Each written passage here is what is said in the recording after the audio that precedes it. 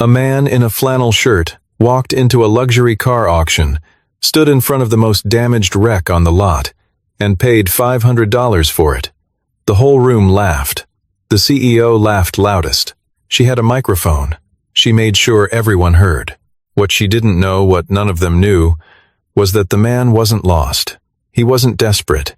He was the only person in that entire lot who could see what was actually sitting there, and what it was going to be worth. Stay with this, because what he did next, nobody in that room saw coming. The car sat at the far end of the auction lot, like something the world had already decided to forget. Its roof was caved on one side. The paint, what little remained, had blistered and peeled back in long strips, exposing raw metal underneath, dark with rust and age. Both rear tires were flat. The windshield wore a crack that ran corner to corner like a fault line waiting to split. No one had taken a photograph of it for the catalog. The lot number, 47, had been written by hand on a strip of masking tape and pressed crookedly to the bumper. Whoever prepared the listing had typed 4 words in the description field. Condition unknown, damage extensive. Nobody stopped to look at it twice. Nobody, except Lucas Merritt. He had been standing in front of it for 12 minutes. He knew because Cole had counted out loud, the way 7-year-olds do when they are bored and patient at the same time. Lucas had not moved. His hands were in the front pockets of his flannel shirt, and his eyes moved slowly across the car, not with the casual sweep of curiosity, but with the focused, deliberate attention of someone reading a language other people had forgotten. The auction had begun 2 hours earlier. Ashton Premier Motors hosted the event 4 times a year, and this particular Saturday morning had drawn the usual crowd dealers in pressed shirts, collectors with catalogs folded under their arms, a few young men pretending to know more than they did. The front rows of the lot were lined with the kind of cars that caught the light properly. A restored touring sedan from the 1950s, a pair of European sports coupes with matching interiors, a long black American muscle car that had been repainted so many times its original color was anyone's guess. Those cars sold fast, to people who already knew what they wanted before they arrived. Lucas had not come for those cars. He had spent the previous evening at his kitchen table, reading through the auction catalog on his laptop, while Cole drew pictures on the floor beside him. Most of the listings he skipped in under 3 seconds. Then he reached lot 47. No photograph, no vehicle identification number, no previous owner listed. Only those 4 words.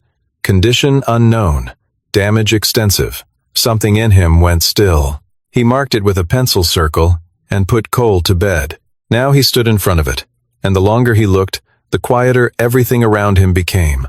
The body was low and long. The roofline had a particular slope, a specific pitch at the rear that belonged to a very short list of cars built during a very specific window of years. The rear quarter panels flared in a way that was not accidental. That kind of geometry cost money in the 1960s, and it was not copied cheaply.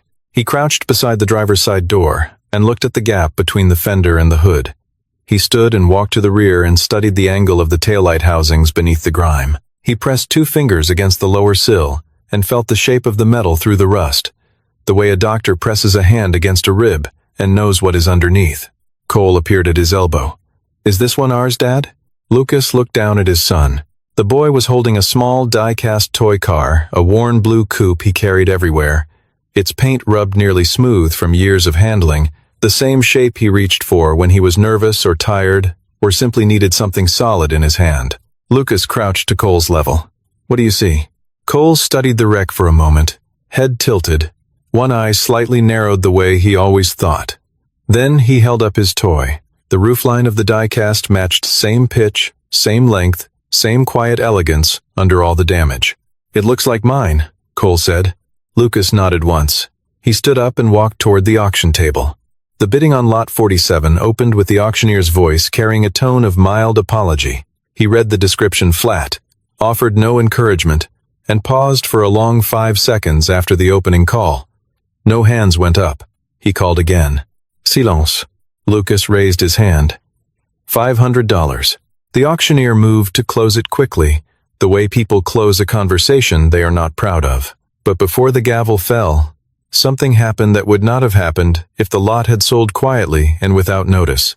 A voice came from behind the rope line, where the VIP section was arranged a cluster of white chairs and a low table, the kind of area that existed to signal that some people were watching and others were merely present. The voice was clear, pitched perfectly to Carrie, and it belonged to Violet Ashton. Congratulations. She spoke the word the way people speak it when they mean the opposite. You just paid $500 for the most expensive pile of scrap metal in the parking lot. Laughter followed a handful of it, from the men seated near her, the kind of laughter that requires an audience to exist. Violet stood with a wireless microphone clipped to the lapel of her teal blazer, and she delivered the line with the ease of someone who had learned long ago that a room's attention is a tool like any other. Lucas did not turn around. He looked down at Cole. The boy had heard it. He was looking up at his father with his toy car pressed between both hands, and his face had gone very still. Lucas placed one hand on Cole's shoulder and kept it there. "We know what we're doing," Lucas said quietly. He said it only to his son. He walked to the registration table and signed the paperwork. He folded the receipt and slid it into his shirt pocket. Then he took Cole's hand and led him toward the exit to wait for the tow truck. Cole looked back once as they walked.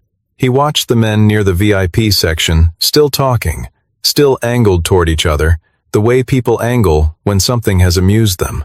Then he looked down at the blue toy in his hand and held it a little tighter. Violet Ashton had not always been good at reading rooms.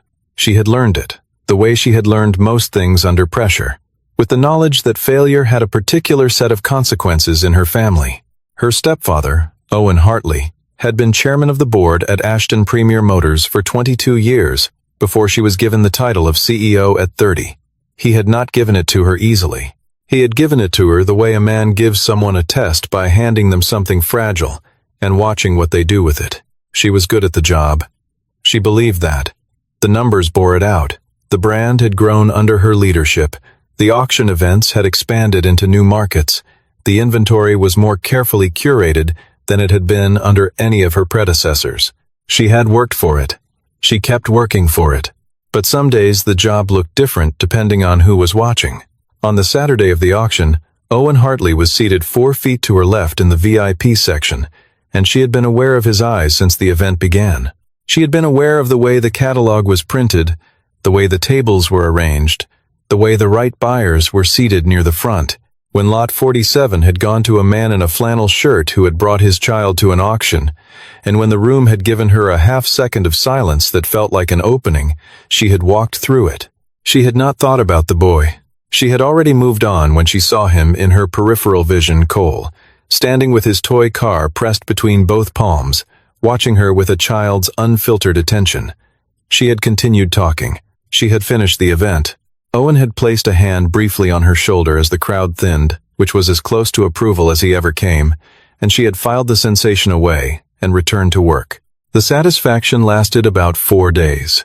On a Wednesday evening, Diana Cho, her assistant, a quiet woman who had a gift for surfacing the things Violet preferred not to look at, set a folder on her desk. Inside was a transaction summary for the quarter's auction lots, flagged by an internal review.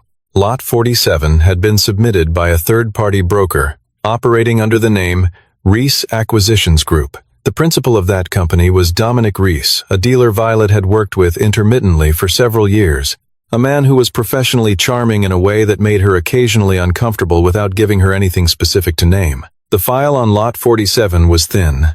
No vehicle identification number in the submission.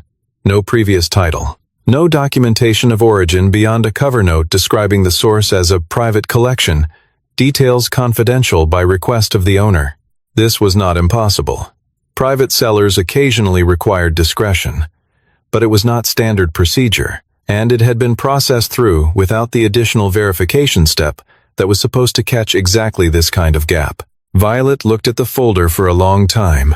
A specialist publication had run a short item that same week. No company names, no accusations, only a paragraph, noting that several consignment vehicles of uncertain origin had been circulating through high-end auction channels in the western states. The piece had been forwarded to her by Owen with a single line appended. "Let me know when this is resolved." She called Dominic the next morning. He answered on the second ring and explained everything in the tone of a man who explains things for a living. The car had come from a private estate, he said. The owner had reasons for not appearing in the paperwork, entirely legal reasons, he added quickly. This kind of arrangement was not uncommon. He would be happy to provide additional documentation if it was truly necessary. Violet said she would let him know, and hung up. She sat for a moment. Then she asked Diana to pull the signed purchase record from the auction. The buyer's name was Lucas Merritt. There was a phone number. She dialed it. He picked up on the third ring. She explained who she was, that she was following up on behalf of a third party who had expressed interest in the vehicle, and that there might be an offer available $2,000, 4 times the purchase price, if he was interested in reselling. There was a pause. Not a long one. Thank you, Lucas said. No, he hung up. Violet held the phone in her hand and looked at it for a moment, then set it face down on the desk. The garage behind Lucas's rented house was not much to look at from the outside. The doors needed paint, and one of the overhead panels rattled when a heavy truck passed on the street. But inside, it was something else. Tools were hung on pegboard in orderly rows. A parts washer sat in the corner, clean and functional. A steel workbench ran the length of the far wall, scarred with years of use, and covered in the kind of careful organization that develops when space is limited and work is serious. Fluorescent lights hung from the ceiling, and at night, with the overhead door closed and the lights on, the garage held a quality of concentration, an atmosphere that belonged entirely to work. Lucas had built it slowly. After his wife died, 4 years earlier, he had needed something to do with his hands in the hours after Cole was asleep. He had started with basic tools, added equipment as money allowed, taken on small jobs at first, brake work, fluid changes, and gradually, as word spread among neighbors and co-workers, more complex restorations. He still worked days at a commercial shop across town, a job that paid reliably and left his evenings free. The garage was something else. It was where he became the version of himself his father had trained. His father, Ray Merritt, had run a one-man restoration shop in a small Ohio town for 30 years. He had never been wealthy. He had never needed to be. What he had was knowledge, a deeply specific, manually acquired knowledge of American automotive history that he had transferred to his son the way some fathers transfer land, through presence, through repetition, through long hours of quiet work side by side. Ray had a saying he returned to often: a car is just a record of every decision the people who built it made. Learn to read the decisions, and you learn to read the car. He had said it so many times that Lucas stopped hearing it as something his father was telling him and started hearing it as something he simply knew.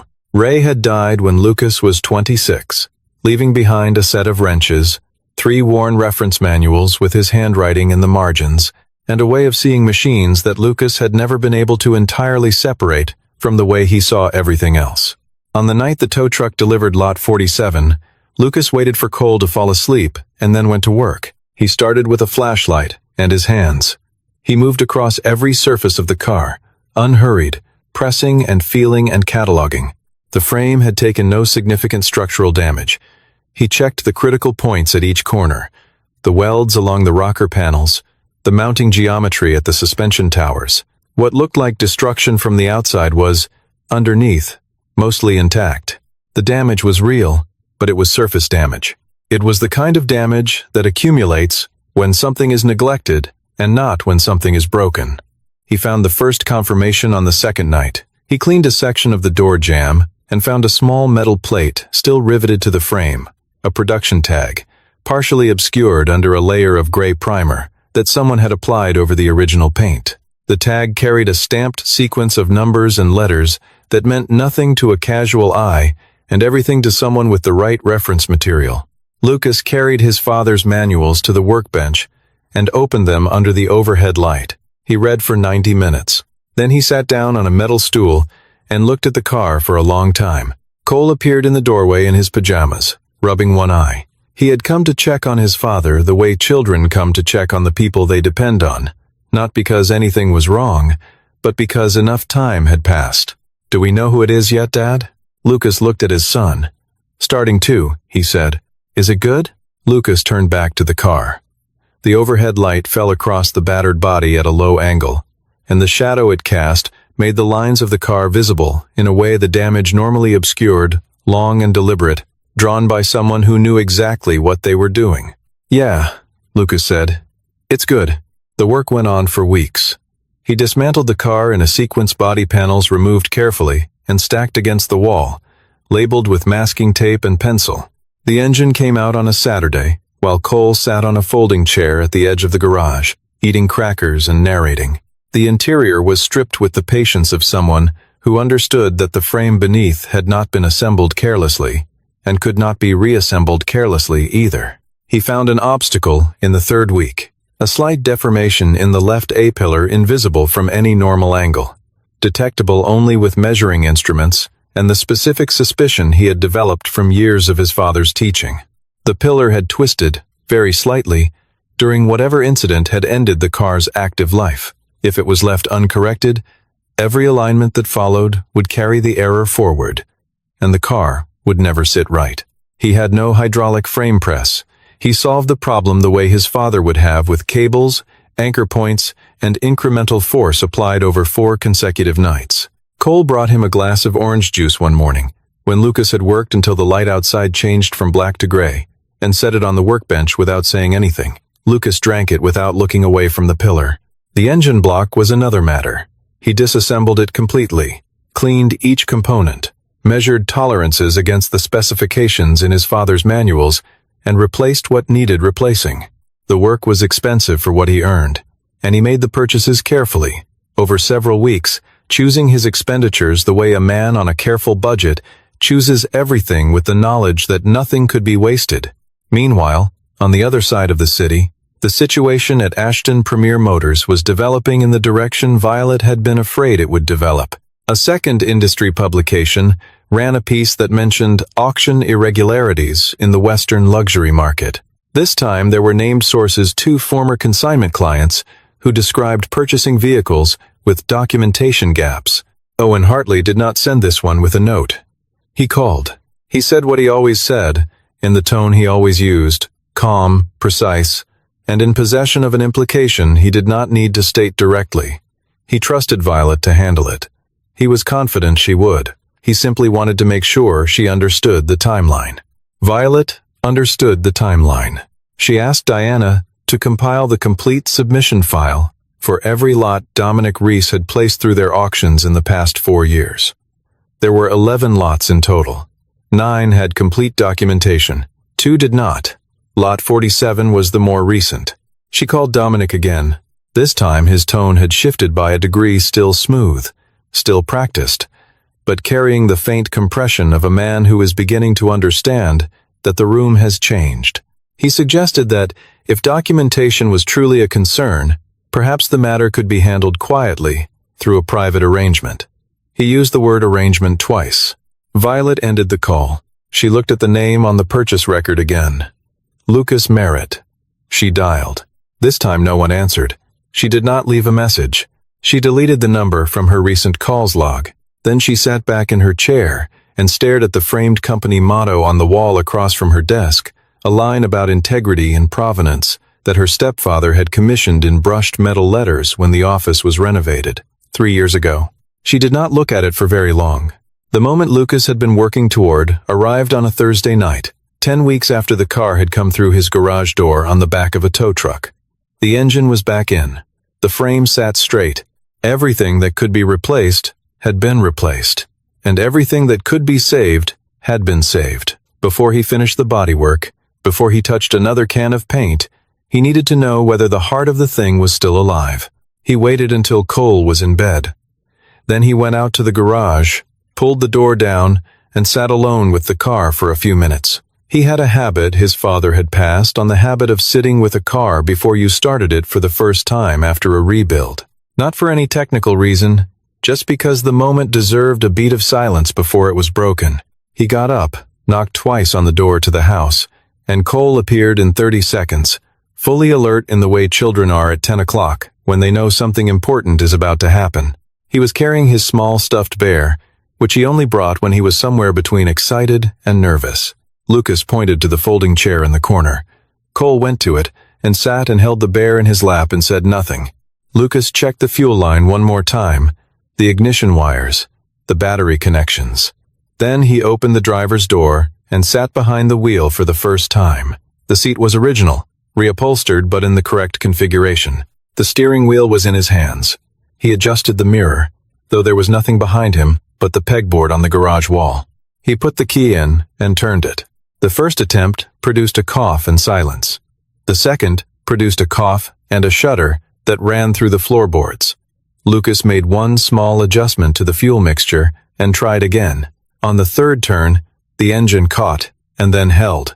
A deep, low, rolling sound filled the garage, steady and even, with the particular quality of something that has mass and means it.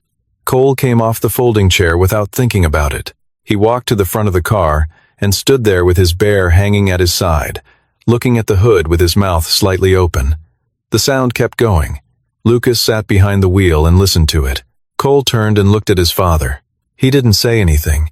He just grinned wide and unguarded and completely real. Lucas turned the key off. The garage went quiet. He sat for a moment in the silence that followed, and then got out and stood beside his son in front of the car.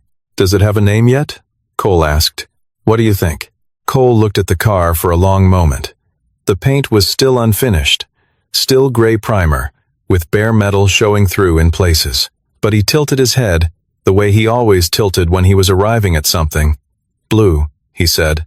"It's going to be blue." "Car isn't painted yet," Lucas said. "Doesn't matter. I know what color it is." Lucas looked at his son, then at the car. "Blue," he said. "Okay." He had reached out several weeks earlier to a user on a classic automobile forum, someone who operated under the name Garage Ghost 71, a figure known in a small circle of serious collectors as an authentication specialist of extraordinary accuracy. Lucas had sent photographs of the production tag, the stamped serial on the rear of the engine block, and 3 additional identifying marks he had uncovered during the disassembly process. He had waited. Garage Ghost 71 replied on a Thursday at 10:47 in the evening. The message was longer than Lucas had expected. He read it standing at the workbench with the phone in his hand. The car was one of 214 units produced in a special limited series during the final quarter of 1968. The series had been manufactured for a specific export program and had never appeared in standard production records.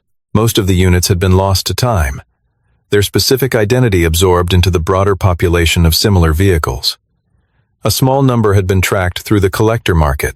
One had sold at Christie's auction house in 2019 for slightly under $110,000.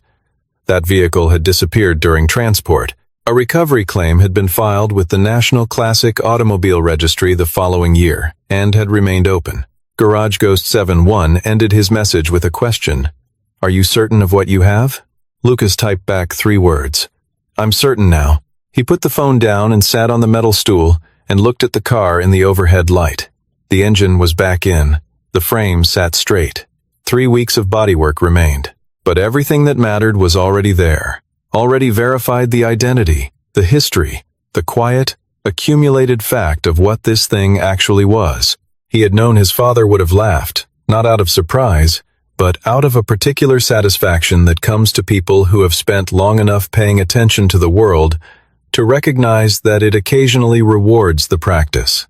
Lucas's eyes went to the corner of the workbench, where a small round badge sat in a cleaned and labeled plastic sleeve, something he had found wedged beneath the seat track rail during the interior strip. A club emblem from a Western States Classic Automobile Association engraved on the back with the year 1971. Someone had loved this car enough to take it to club events. Someone had been proud of it. He thought about the car at Christie's in 2019. He thought about Dominic Reese's expression at the auction, the way the man had looked. Not amused, but relieved. When the lot closed and the room's attention moved on. He stayed in the garage until past midnight. Then he went inside, put himself to bed, and set his alarm for the morning. Cole had an art class. Breakfast needed to be made. He made the call to the National Classic Automobile Registry the following Monday. He gave them the vehicle identification number, the production code, the date and location of purchase, and his full legal name as the current owner. He explained that the vehicle had been purchased at a public auction through an established company and that all paperwork was in order. He did not accuse anyone of anything.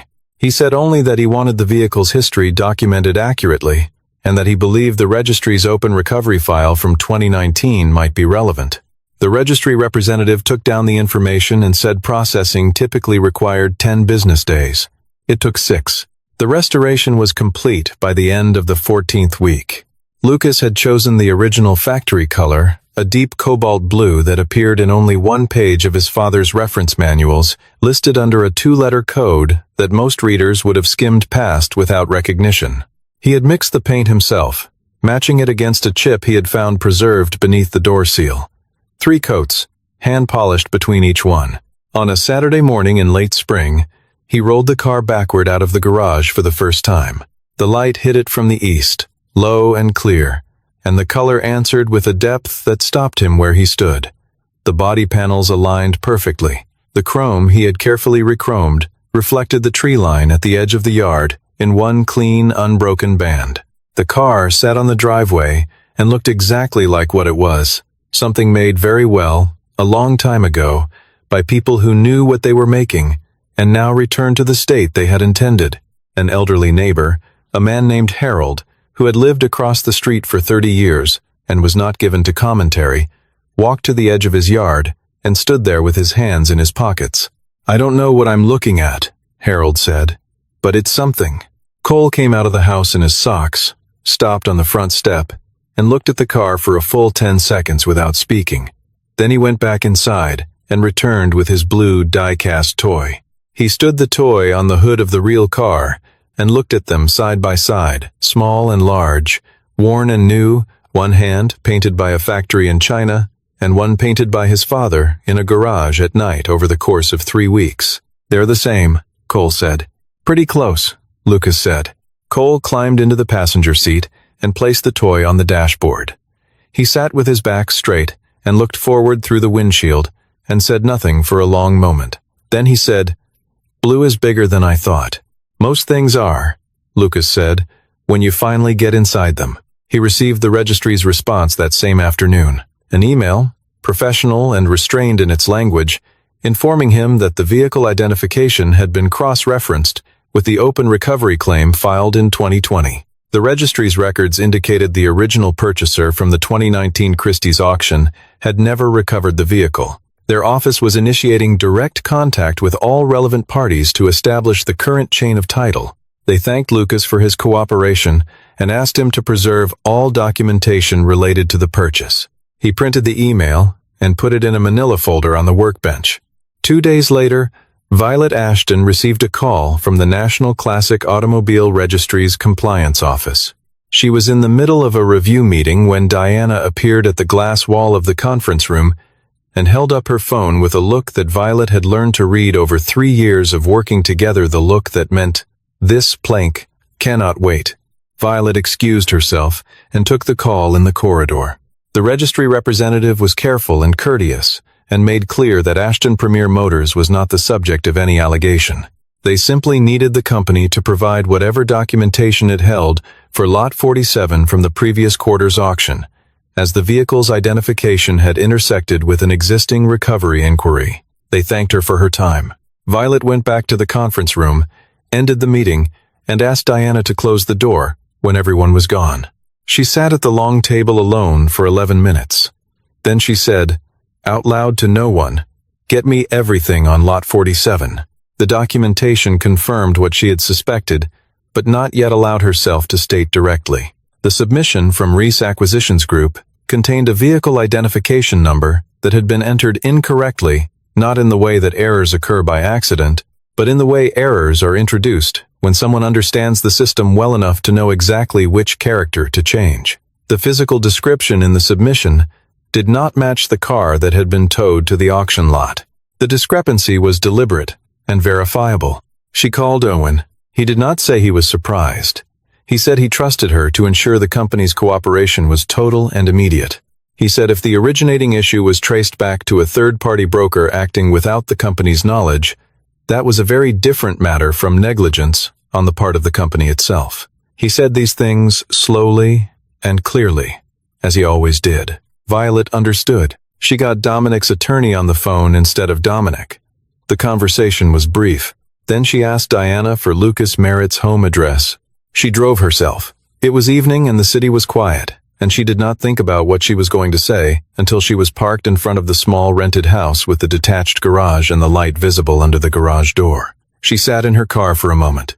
Then she got out. She heard the faint sound of a radio through the garage wall before she knocked.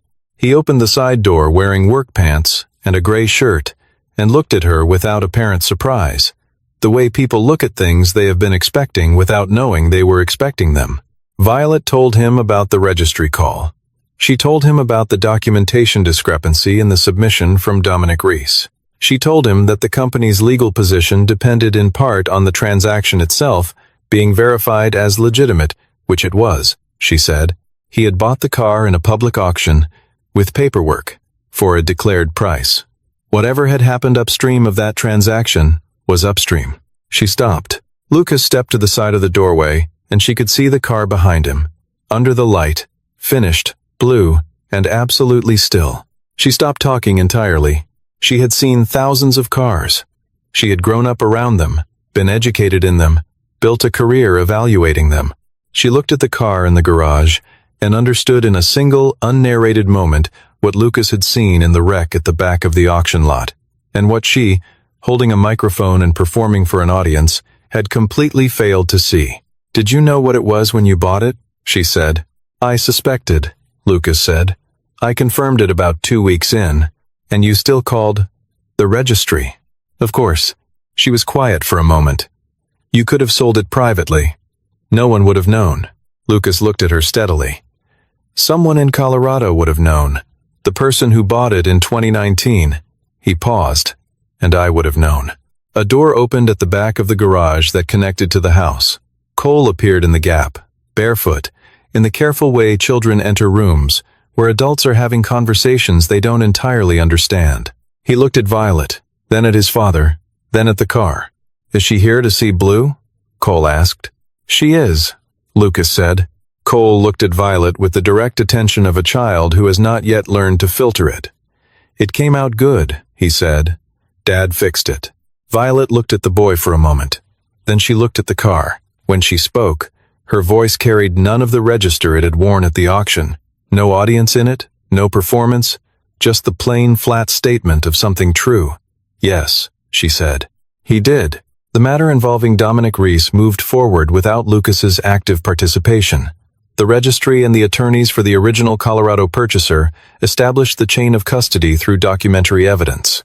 The falsification in the submission record was traceable and specific. Dominic's company became the subject of a formal investigation.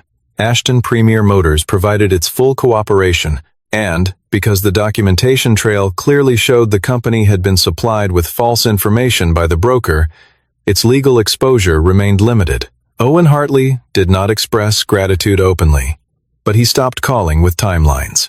Lucas spoke once with the Colorado purchaser, a man named Walter, 78 years old, who had bought the car at Christie's, because he had seen one identical to it in a showroom as a young man and had spent the better part of his adult life trying to find another. When Lucas told him the car had been fully restored to original specifications, Walter went quiet for so long that Lucas thought the call had dropped. Then Walter said, "You did what I never could have done, even if I'd had it all along." They arranged the transfer without lawyers. Walter's representative drove up with a transport truck on a Tuesday morning, earlier than expected, and Lucas was in the garage doing cleanup when he heard it pull into the street. Cole stood at the edge of the driveway with his blue toy car in both hands. He watched the car being loaded onto the transport platform, the blue bodywork catching the morning light one last time before it went up. He did not cry. He was the kind of boy who carried things inward, the way his father did, and processed them quietly. When the truck had turned the corner and the sound of it faded, Cole looked at the empty garage bay, the rectangle of slightly cleaner concrete where Blue had stood for 14 weeks, marked only by a faint oil stain and the outline of where the floor jack had rested. "Are you sad, Dad?" Cole asked. Lucas stood beside his son with one hand on the boy's shoulder. "A little," he said, "but I'm not sorry." Cole thought about this. "What's the difference?" Lucas looked down at him. "Being sorry means you wish you'd done something different. Being sad just means you knew it mattered." He paused. The right thing and the easy thing aren't always the same, but you still feel it when you do the right one. Cole turned this over for a moment the way he turned most things over, slowly, thoroughly. Then he nodded. The way he nodded when something registered and he chose not to question it further. The money Lucas received from Walter was enough to cover 2 full years of rent and purchase a professional-grade engine stand and a hydraulic lift he had been budgeting toward for longer than he liked to count. It was not a windfall. It was not a transformation. It was the specific and proportionate return of someone who had done skilled work with integrity and been compensated accordingly. He put most of it in an account he did not touch, except for the equipment. He received a call from Violet 8 days after the car left. She told him the company was restructuring its third-party submission process and adding a verification layer that should have been there from the start. She told him it had been noted internally, by which she meant by Owen, though she did not say so that the situation had not escalated further, because the vehicle had ended up with someone who had handled it properly. Then she said, if he ever had interest in working with Ashton Premier Motors in a consulting capacity evaluating vehicles, authenticating provenance, she would like to have that conversation. Not as an apology, not as an obligation, as a proposition based on demonstrated ability. Lucas said he would think about it. That's fair, she said. And she meant it. He hung up and stood in the garage with the new lift and the new stand and the tools arranged on the pegboard in their rows. The space was clean and orderly, the way it always was after a project concluded and before the next one began. The floor where Blue had stood was scrubbed, the oil stain pale and fading. The small club badge from 1971 sat in its labeled plastic sleeve on the workbench, next to the manila folder with the registry correspondence, next to his father's 3 reference manuals with their yellowed pages and their pencil annotations in the margins. He had kept the badge. He was not sure why, exactly, except that it seemed like a thing that should stay where the work had been done. Cole appeared in the connecting doorway. He was carrying his blue toy car, as he always did, but now he was holding it differently, extended outward, examining it, as though seeing it for the first time from the outside. Dad, he said, what's the next one? Lucas looked at his son for a moment, then looked past him through the open garage door. The morning light was coming in from the east, the same direction it always came from, falling across the clean concrete floor and the empty space and the tools on the wall. Don't know yet, Lucas said, but we'll know it when we see it.